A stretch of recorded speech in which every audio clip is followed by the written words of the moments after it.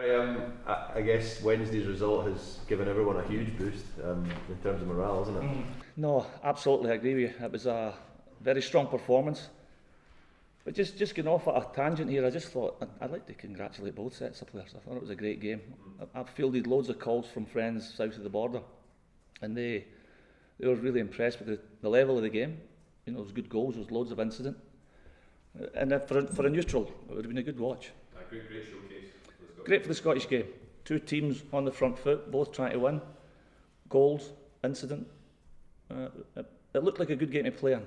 In terms of the context of your season, could it be argued it was possibly the most important result of the season? Do you know what? It seems like every game we go into has got that sort of feel. I think similar would have been said when we went to Livy and produced a good performance and the right result there. So, you know, the feeling after both away games was very similar. As much as people look at it and see that the Aberdeen game is a higher profile game, but the facts are it is just 3 points, and the players, you know, enjoyed it as much winning at Livingston. Since then, of course, the club has appealed the red card decision. What's the thinking behind that? Well, the thing is, it was a strong confrontation the whole night. You know, two competitive players, two guys wanting to win the game badly. I felt, I thought Alfredo's reputation went ahead of him on this one. I think he was trying to get out of the way. You know, and I can only talk about the actions of our player. You know, and I think there was a conscious effort not to make a stamp. Dermot kind of said after the game he felt that the red card should not be rescinded. He made a point of saying that. I think everybody's got their opinion, but I can only speak on behalf of our players and what happens at this club. You know, and I'm getting the line is you know, and I'm not showing bias here. I genuinely felt they tried to get out of the way. Does Alfredo feel wronged? I've not really sat with him for any length of time, but he's a player that does attract this sort of thing. He's very competitive. He's a handful to play against, and he was excellent on the night, apart from being shown the red card. Gary, you're saying there that you think Alfredo's reputation has contributed to the decision. Are you therefore saying that if it was another player, you don't think? No, not at all. No, I don't think that. I just think we arrived here, and Alfredo's had moments prior to us coming here. He's a very competitive player. He gets involved in lots of skirmishes. That's the nature and style of his game. I don't think you can take away that tenacity, which I think we'll all agree is a big part of his game. He's scoring goals. You know, from a discipline point of view, what I would say is he's got to improve.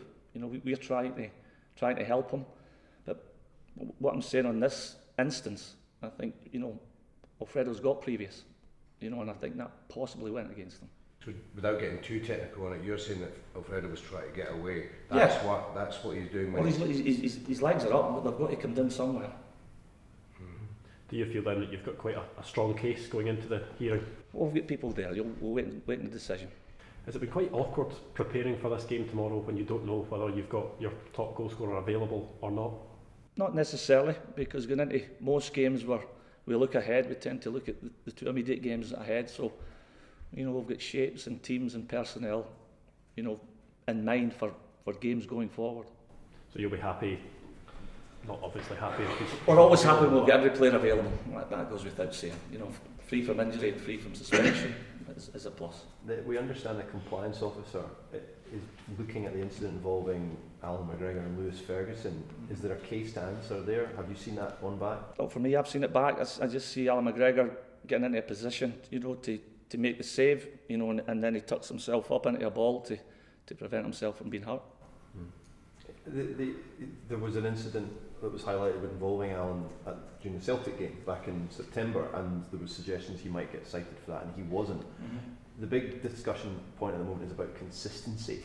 Yeah. Do you feel that there is consistency being shown by the authorities with regards to compliance officer incidents such as these? Well, at the end of all the talking points, I think all the managers and all the teams and all the clubs are looking for consistency, and once we get that, you know, I think we'll be in a better place. You know, so I do think that word is a key word, and consistency is big.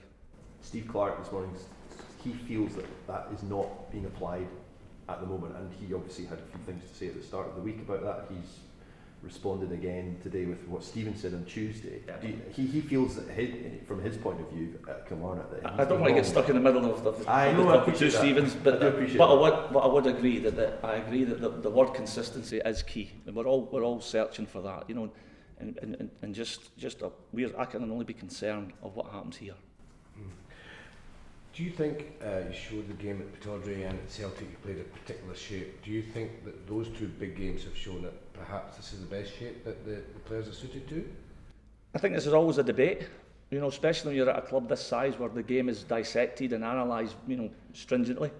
I've got to say, in the modern game, the modern player has got to be able to adapt. You know, in an ideal world, you would play one shape and 11 guys for over 40 games. But we've had a massive run of games. I think we're up over 40 now. So to think you can play one shape and 111 during the entire season, you know, that's so wrong. But I would say players are now younger players, you know, and that does, you know, and I didn't retire that long ago. But the information tactically and tactical awareness now is more evident on training pitches. So players should be able to just go into little different shapes, you know, and formations, just by moving, you know, not many yards. Conor, how you obviously just came back the other night. How flat out were you by the end of the game? Finished. No, obviously I was out for quite a while, and I knew I wanted to make that game. And luckily enough, obviously the physios and the doctor got me back available for it, and I was just happy to be selected and to obviously get 3 points. Any kind of after effects from that? Are you good to go for? No, the ankle reacted well.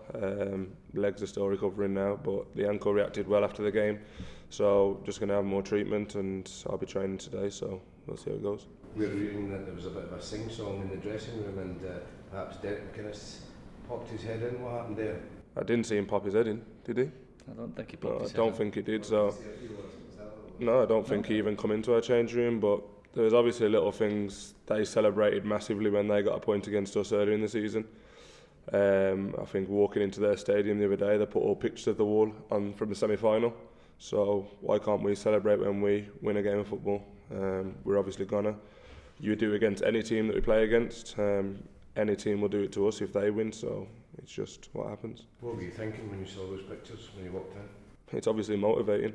I don't know what effect they thought it would have, whether they'd think it would make us like think about the past and be down, but we all seen them as soon as walking in, and it was just a point. We had a point to prove. We knew they've probably been our bogey team this season, but we knew we had to put a big performance on and show our fans why we go in there, and I think that we did that. Did you talk about those pictures before the game as a squad, as a team together? Yeah, it was said. We all noticed it walking in. You couldn't not notice it. They put them up in about 20 picture frames walking down the corridor. So, yeah, it was noticed. It was spoke about, and it just gave us more motivation to go into the game. The last two games you've featured in, of course, the one against Celtic and then the win midweek. Is it a case of just trying to keep that high tomorrow? Yeah, definitely. I want to win every game I play in. Want to keep clean sheets as much as we can. Obviously we didn't manage to on Tuesday, but overall I feel like we defended well and we played well as a team, and it's just going into big games of football. Every game from now to then is going to be big games, and doing our best to usually get 3 points and this weekend get through to the next round of the cup. Did you feel it was a gamble coming back on Wednesday, given that I don't think you trained much in the run up to it? Were you happy to take that risk? No, I was happy. I was obviously disappointed to miss the few games before. I thought I would be back earlier after the Celtic game, but it wasn't to be. The ankle reacted a few times, but I pushed myself. I was in every day with Steve, the physio, and he worked hard with me, and we always had this game in mind that I knew I wanted to be back for, and luckily enough, obviously, I managed to be back and play the whole game. Gary, in terms of the game tomorrow, what sort of challenge do you think Kilmarnock pose you? Well, we know they're very well organised, you know, the problems there. We've done well there as well. A lot's been said about the pitch, but we know the pitch now. We can't use that as any sort of excuse, but it's a cup tie. You know, when you're involved in a club like this, we try to go and get long runs in every competition we take part in. So yeah, this Scottish Cup is no different. We're looking for a good run and a positive result. Sorry, Gary. The game you had in there a couple of weeks ago against them, you were in control until yes.